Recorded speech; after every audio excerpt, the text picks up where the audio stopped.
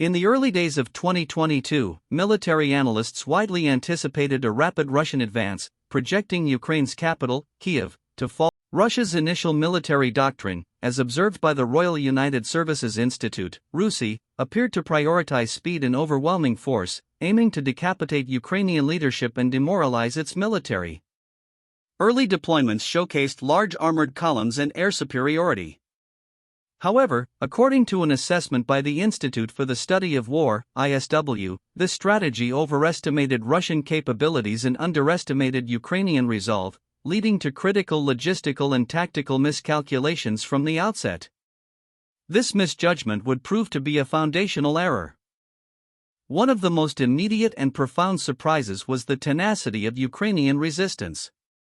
Reports from the Ukrainian General Staff consistently highlighted high morale and innovative defensive tactics.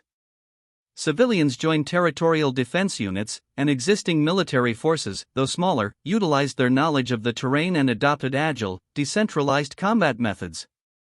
According to analyses published by the Atlantic Council, this fierce, widespread resistance effectively blunted Russia's initial blitzkrieg attempts, particularly around Kyiv, forcing a significant shift in Russian objectives and troop deployments. As the war progressed, significant cracks appeared in Russia's logistical apparatus. Western intelligence, including assessments from the UK Ministry of Defence, repeatedly pointed to severe issues with supply lines, fuel shortages, and equipment maintenance. Long, exposed convoys became targets, and a lack of spare parts reportedly crippled armored vehicles. The Pentagon reported that Russian forces often outran their supply lines, leaving them vulnerable and poorly sustained. This created a profound drag on operational tempo and significantly hampered their ability to capitalize on early gains.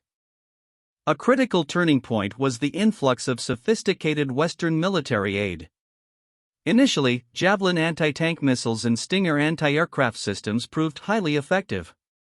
Later, systems like the HIMARS multiple rocket launchers, provided by the United States, allowed Ukraine to strike Russian command posts, logistics hubs, and ammunition depots deep behind the front lines. The Pentagon confirmed the significant impact of these precision-guided munitions. This shift transformed Ukraine's defensive capabilities, enabling them to disrupt Russian operations and erode their numerical advantage, according to defense analysts. The High Mobility Artillery Rocket System, or HIMARS, stands out as a particularly impactful Western contribution. According to reports from the Ukrainian Ministry of Defense, these systems significantly degraded Russia's ability to concentrate forces and store ammunition close to the front. The accuracy and range of HIMARS forced Russian logistics much further back, creating longer, more vulnerable supply routes, a claim supported by satellite imagery analysis conducted by sources like CNN. This precision capability effectively countered Russia's traditional artillery advantage, leveling the playing field in key areas. Another critical element was the bolstering of Ukraine's air defense capabilities. Early in the conflict, Russia enjoyed significant air superiority, but this diminished over time. Western nations provided advanced air defense systems, including NASAMS and Patriot systems, which proved effective against Russian cruise missiles and drones. According to Ukrainian Air Force statements, these systems intercepted a high percentage of incoming aerial threats, protecting critical infrastructure and military assets. This negated Russia's attempts to achieve air dominance, further complicating their offensive operations and reducing their ability to conduct reconnaissance. Russia's Black Sea Fleet, initially a dominant force, also suffered significant blows. The sinking of the flagship cruiser Moskva in April 2022, attributed by Ukraine to anti-ship missile strikes and acknowledged by Russia as an ammunition explosion, was a major psychological and strategic defeat. Subsequent reports from the UK Ministry of Defence have detailed ongoing Ukrainian drone and missile attacks on Russian naval assets and Crimean infrastructure. These actions have severely curtailed Russia's naval capabilities, forcing vessels further from the Ukrainian coast and undermining their ability to launch amphibious assaults or enforce a blockade. Beyond equipment, issues within Russian personnel have been widely reported. Western intelligence assessments, including those from the U.S. Defense Intelligence Agency, consistently cited low morale, poor training, and inadequate leadership among Russian troops. The reliance on conscripts, often poorly equipped and ill-prepared, reportedly led to high casualties and desertions. In contrast, Ukrainian forces, bolstered by motivation to defend their homeland and often better trained by Western allies, demonstrated superior cohesion and tactical flexibility. This human factor has proven to be a decisive differential on the battlefield. A pivotal moment signaling Russia's declining fortunes was Ukraine's lightning counteroffensive in the Kharkiv region in September 2022. Catching Russian forces by surprise, Ukrainian troops rapidly liberated thousands of square kilometers of territory, seizing vast amounts of Russian equipment. According to assessments by the ISW, this operation exposed significant weaknesses in Russian command and control, as well as their inability to conduct effective defensive maneuvers. The speed and scale of the Ukrainian advance shocked international observers and significantly boosted Ukrainian national morale. Following Kharkiv, Ukraine achieved another major strategic victory with the liberation of Kherson in November 2022. This was the only regional capital Russia had captured since the full-scale invasion. After months of attrition and targeting Russian supply lines across the Dnipro River, Russian forces withdrew, a move confirmed by Russia's Ministry of Defense. Analysts at the Carnegie Endowment for International Peace noted that the withdrawal was a significant blow to Russia's prestige and strategic objectives in southern Ukraine, denying them a crucial bridgehead for further advances towards Odessa and the Black Sea coast. In response to battlefield losses, Russia announced a partial mobilization in September 2022. However, this initiative faced widespread domestic opposition and significant implementation challenges. Reports from human rights organizations and independent media outlets documented forced conscription, inadequate training, and outdated equipment for new recruits. The UK Ministry of Defence estimated that many mobilized soldiers received minimal instruction before deployment. This influx of poorly prepared personnel, rather than bolstering Russian forces, often exacerbated existing problems of morale and battlefield effectiveness. While not immediately evident on the front lines, Western sanctions have played a critical role in eroding Russia's long-term military and economic capacity. According to analysis by the Kiev School of Economics, sanctions have severely impacted Russia's access to advanced technologies, particularly components needed for precision weaponry and modern military production. This has forced Russia to rely on older, less effective equipment or seek supplies from less reliable partners. The economic strain also limits Russia's ability to fund a sustained, high-intensity war, creating a slow but persistent pressure. The Wagner Group, a private military company, initially played a prominent and often brutal role in Russia's offensive, particularly in the battle for Bakhmut. Their tactics, employing waves of convict recruits, achieved costly but tactical gains. However, internal tensions between Wagner's leadership and the Russian Ministry of Defense, culminating in a short-lived mutiny in June 2023, dramatically altered their role. As reported by the Institute for the Study of War, Wagner's subsequent withdrawal from direct battlefield engagement left a significant void in Russia's offensive capabilities, impacting their ability to conduct large-scale ground assaults.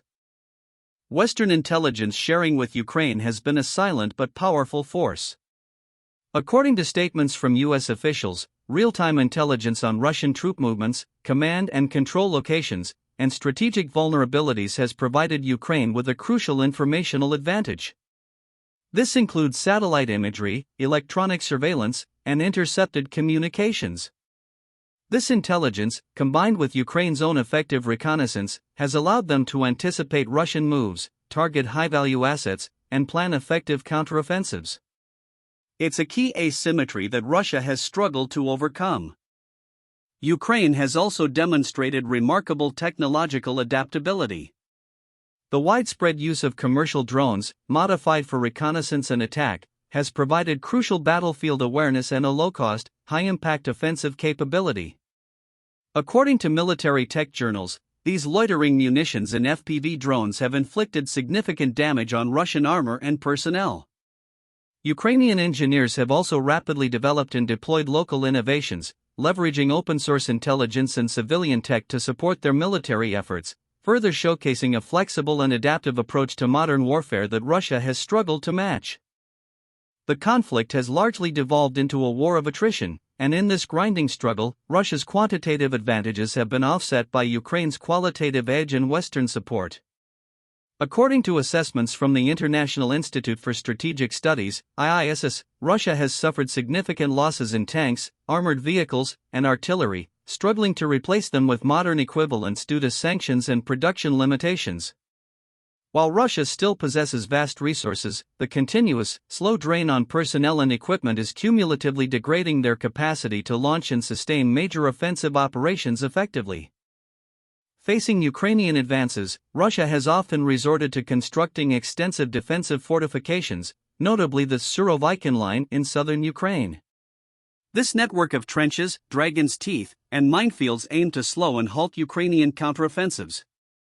While these defenses initially proved formidable, as reported by open-source intelligence groups like Oryx, they also indicate a shift in Russian strategy from offense to defense, reflecting a recognition of their inability to hold captured territory without significant static barriers.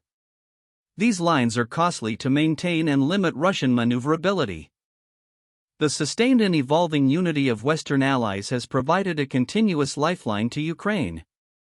Beyond equipment, NATO countries have provided extensive training for Ukrainian forces, enhancing their tactical proficiency and interoperability with Western systems.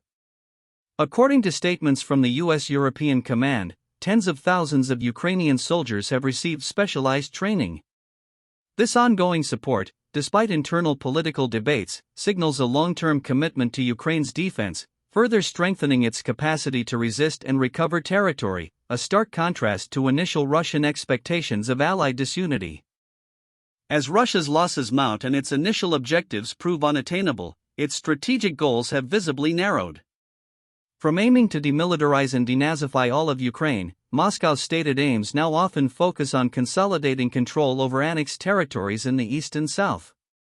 This shift, as interpreted by think tanks like Chatham House, is a direct acknowledgement of Russia's reduced operational capacity and the effectiveness of Ukrainian resistance and Western aid. The inability to achieve initial maximalist goals underscores the extent of Russia's strategic setbacks. Despite significant Russian setbacks, the conflict remains a brutal and attritional stalemate along much of the front line. Russia still controls substantial Ukrainian territory and possesses vast, though diminished, military resources. Analysts from the German Council on Foreign Relations suggest that while Russia is losing momentum, a decisive Ukrainian victory remains a monumental challenge without continued and possibly increased Western support. The current phase of the war emphasizes the slow, grinding nature of attrition, with both sides facing immense costs and uncertain futures. The narrative of Russia's sudden decline in Ukraine is, in fact, the culmination of numerous interconnected factors: Ukraine's tenacious defense, strategic Western military and intelligence support, Russia's own profound logistical and personnel failings, and the long-term impact of sanctions. What began as an anticipated quick victory for Moscow has transformed into a grueling war of attrition where Ukraine's adaptability and international backing have consistently outmaneuvered Russia's initial numerical and material superiority. The war serves as a testament to the unpredictable nature of modern conflict and the profound impact of global alliances.